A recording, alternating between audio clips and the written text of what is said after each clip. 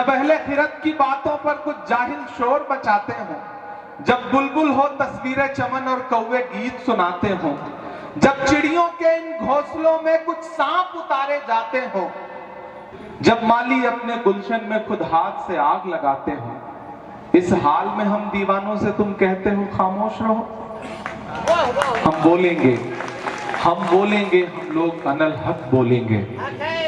आने वाली 13 तारीख को आपको एक विधानसभा का फैसला करना है कांके का, और आने वाली 20 तारीख को आपको खिजरी विधानसभा का फैसला करना है। इरबा वालों, अगर आपको यह लगता है कि इलेक्शन सिर्फ एक विधानसभा का चुनाव है तो आप गलतफहमी के शिकार। मैं कुछ महीने पहले याद करिए वो दिन जब भारतीय जनता पार्टी का एक एक नेता, चाहे वो अनंत हेगड़े हो या लल्लू सिंह हो या अरुण गोविल हो, एक नारा लगा रहे थे कि हमें बहुमत दीजिए क्योंकि हमें संविधान बदलना है। वो संविधान, वो आईन जिसे हमारे पुरखों ने अपने खून पसीने से लिखा। मैं अब्दुल रज्जाक साहब की सरजमीन पे खड़ा हूं, उन्होंने इस सरजमीन को अपने खून पसीने से सींचा है, इन दीवारों में उनका खून पसीना शामिल है। मैं इस सरजमीन पे खड़ा हूं, वो संविधान जिसे महात्मा गांधी जी ने, डॉक्टर बाबा साहब अंबेडकर ने, मौलाना आजाद साहब ने, पंडित नेहरू ने इस मुल्क को दिया। भाजपा उस संविधान को खत्म करना चाहती है। ये तो भला हो हिंदुस्तान की आवाम का, जिस आवाम ने 400 पार के नारे से उनको ला करके 240 पे पटका। उसका परिणाम यह हुआ कि उन्हें 2 बैसाखियां लेनी पड़ी, एक चंद्रबाबू की बैसाखी, एक नीतीश बाबू की बैसाखी। एक भी बैसाखी अटकी, मोदी जी की सांस अटकी। अरे वाह, गजब। ये आवाम की ताकत है, क्योंकि आपने एक बड़ी लड़ाई लड़ी, बड़े मकसद के साथ लड़ी, आपने छोटी छोटी चीजें नजरअंदाज कर दी। अब फिर आपके सामने झारखंड और महाराष्ट्र, 2 स्टेट के चुनाव। हर दिन मुसलसल अपनी नींद कुर्बान करके, पप्पू भाई हो, हम हो, राहुल जी हो, हेमंत जी हो, कल्पना जी हो, लगातार आवाम के बीच जा रहे हैं और सिर्फ उन्हें बेदार कर रहे हैं, उन्हें आगाह कर रहे हैं कि झारखंड में जो नफरत की खेती करने की कोशिश भाजपा कर रही है वो बहुत खतरनाक खेल है और उस खेल को आपको समझना पड़ेगा।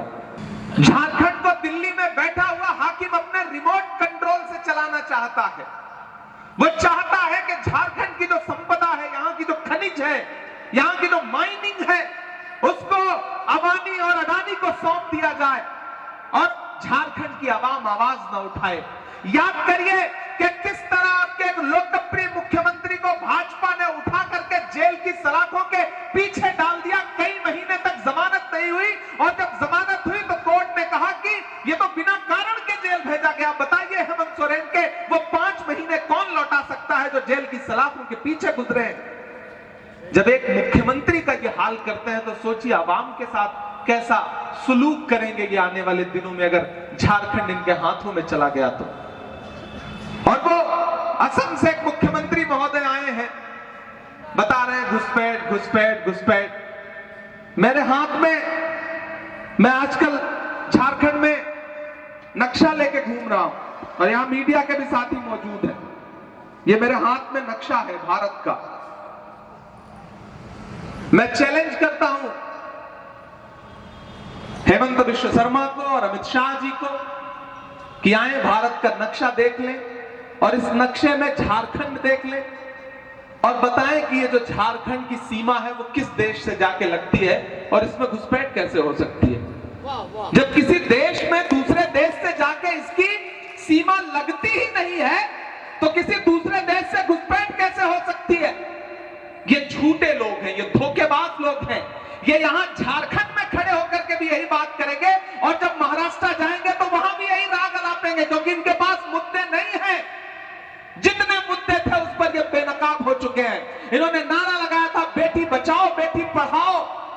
याद करो वो दिन इरबा वालों के हाथरस में जब एक दलित बिटिया के साथ बलात्कार हुआ और रात के 2 बजे उसकी लाश जला दी गई, इसलिए ताकि सबूत मिटाए जा सके। याद करो वो दिन कि जब पहलवान बेटियां, ओलंपिक मेडल लाने वाली बेटियां जंतर मंतर पर अपना हक मांग रही थी तो उनको दिल्ली पुलिस ने किस तरह घसीटा था। याद करो वो दिन कि जब देश का प्रधानमंत्री लाल किले की प्राचीर पर 15 अगस्त को खड़ा होकर के खवातीन के लिए, महिलाओं के लिए सशक्तिकरण के भाषण दे रहा था तो उसके महज 2 घंटे बाद गुजरात में बिल्किस बानो के बलात्कारी जो सजा काट रहे थे, न सिर्फ उनको छोड़ा गया बल्कि उनकी फूल मालाओं से उनका स्वागत किया गया। ये हैं इनके नारे, ये बेनकाब हो चुके हैं। ऐसे में एक नया नारा लेकर के आए हैं। एक तरफ इनके नारे हैं कटोगे बटोगे, मंगलसूत्र छीन लेंगे, भैंस खोल ले जाएंगे, ढहा देंगे, उल्टा लटका देंगे, और एक तरफ हमारे नारे क्या हैं? आइए नफरत के बाजार में मोहब्बत की दुकान खोलते हैं। ये लड़ाई नफरत और मोहब्बत के बीच में है। सदियों से ये लड़ाई चली आ रही है। इस बार इस लड़ाई के अगुआ राहुल गांधी हैं, हेमंत सोरेन हैं, लालू यादव हैं, तेजस्वी जी हैं, पप्पू जी हैं, इमरान प्रतापगढ़ी हैं, और एक तरफ कौन लोग खड़े हैं जिनकी एक भाषा है, नफरत की भाषा। याद करिए, मैं इरबा में खड़ा होकर के आपसे एक बहुत जरूरी बात कहना चाहता हूं साथियों। याद करिए वो दिन कि आज से कुछ साल पहले जब मुल्क में नफरत अपने आसमान पर थी, 7वें आसमान पे एक शख्स उठा दिल्ली में और उसने कहा कि मैं नफरत खत्म करने के लिए कन्याकुमारी से कश्मीर तक 4000 किलोमीटर पैदल चलूंगा, अपने पैर के छालों की परवाह नहीं करूंगा। मैं चला हूं उस इंसान के साथ, मेरे पैर के छाले इस बात के गवाह हैं कि हमने देखा है राहुल गांधी को कन्याकुमारी से कश्मीर तक चलते हुए। मैं उनके साथ चल रहा था, मीडिया के साथी मुझसे कहते थे कि इमरान साहब आप तो शायर हैं, सियासतदान में हैं, आप राहुल गांधी के साथ चल रहे हैं, आप क्या कहेंगे? तब मैं कह देता था कि जो हर जालिम से टकराएगी वो आंधी बनाऊंगा, जो हर जालिम से टकराएगी वो आंधी बनाऊंगा, नए अंग्रेज आए हैं नया गांधी बनाऊंगा। मैं चला हूं उस इंसान के साथ। इरबा वालों, आप तो इस बात पर ईमान रखते हो ना कि मजदूर का पसीना सूखने से पहले उसकी मजदूरी उसे दे दी जाए, रखते हो ना इस बात पर ईमान? हमारे बुजुर्गों का कौल है ये। मैं रखता हूं इस बात पर ईमान के मजदूर का पसीना सूखने से पहले उसकी मजदूरी उसे दे देनी चाहिए। अभी ना तो राहुल गांधी के पैर के छाले सूखे हैं, ना उनके माथे का बहता हुआ पसीना सूखा है। मैं आज यहां इरबा में खड़ा होकर के आपसे राहुल गांधी की मजदूरी मांगने के लिए आया, और वो मजदूरी जानते हैं क्या है? राहुल गांधी ने अपना नुमाइंदा बना करके राजेश कच्छाप जी को, सुरेश बैठा जी को आपके बीच में भेजा है। इन्हें एक एक वोट दे करके 13 तारीख को और 20 तारीख को इस प्रदेश की असेंबली में पहुंचाइए। लड़ाई सिर्फ विधायक बनाने की नहीं है, लड़ाई झारखंड को नफरत वाली ताकतों से बचाने की है। अगर छोटी छोटी नाराजगी भी हो तो उसे नजरअंदाज करिए, क्योंकि जब लड़ाई बड़ी होती है तो छोटे छोटे मफाद और छोटी छोटी शिकायतें नहीं देखी जाती हैं। इसलिए मैं अपने बुजुर्गों से, नौजवान साथियों से, माओं से, बहनों से, सबसे गुजारिश कर रहा हूं कि कांग्रेस की जो गारंटी है वो आपके सामने है। कांग्रेस की गारंटी मैया सम्मान योजना है, हेल्थ बीमा है, नौजवानों के लिए भत्ता है, 24 जिलों में 24 इंजीनियरिंग कॉलेज है, मेडिकल कॉलेज है, प्रखंड में डिग्री कॉलेज है। यह है हमारी गारंटी। और भाजपा की गारंटी क्या है? उल्टा लटका देंगे, ढहा देंगे, काटेंगे, बांटेंगे। वो कहेंगे कि बटोगे तो कटोगे, आप कहो भैया जुड़ेंगे तो जीतेंगे, पढ़ेंगे तो आगे बढ़ेंगे। एक पॉजिटिव अप्रोच के साथ हमें आगे बढ़ना है।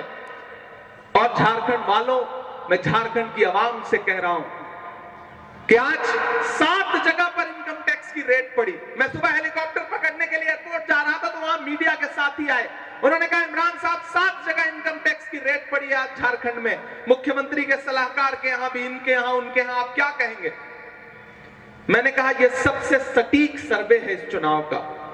भाजपा हार रही है, भाजपा को पता चल गया है, इसलिए उन्होंने एजेंसियों को उतार दिया है, इनकम टैक्स को उतार दिया है कि जाओ और छापा मारो। जब योगी आदित्यनाथ जी के भाषण विफल हो गए, जब हेमंत विश्व शर्मा की नफरत वाली बातें फेल हो गई, जब गृह मंत्री जी के घुसपैठ और ये पैठ वो पैठ सब बेकार हो गए ये नारे, तब उनको लगा कि अब ये सारे तीर काम नहीं कर रहे हैं, तो चलो एक काम करो, एजेंसियों को उतार दो। अभी इनकम टैक्स वाले आए हैं, हो सकता है चुनाव की तारीख नजदीक आते आते ईडी वाले भी आ जाएं, सीबीआई वाले भी आ जाएं, लेकिन झारखंड ने मन बना लिया है। झारखंड अपने लोकप्रिय मुख्यमंत्री आदिवासी समाज के उस बेटे के अपमान का बदला लेना चाहता है, हेमंत सोरेन के अपमान का बदला लेना चाहता है। वो रातें जो हेमंत सोरेन की जेल के सलाखों के पीछे गुजरी हैं, उन रातों का हिसाब लेना चाहता है झारखंड। और वो हिसाब ये होगा कि भारतीय जनता पार्टी को एक एक वोट के लिए तरसा दीजिए। क्या हिंदू, क्या मुसलमान, क्या सिख, क्या ईसाई, क्या दलित भाई, क्या आदिवासी, क्या पिछड़ा, अपने घरों से निकलिए। आज से इस चुनाव को हेमंत सोरेन बन के लड़िए, राहुल गांधी बन के लड़िए, इमरान प्रतापगढ़ी बन के लड़िए, पप्पू यादव बन के लड़िए, राजेश कच्छप बन के लड़िए, सुरेश बैठा बन के लड़िए। इस लड़ाई को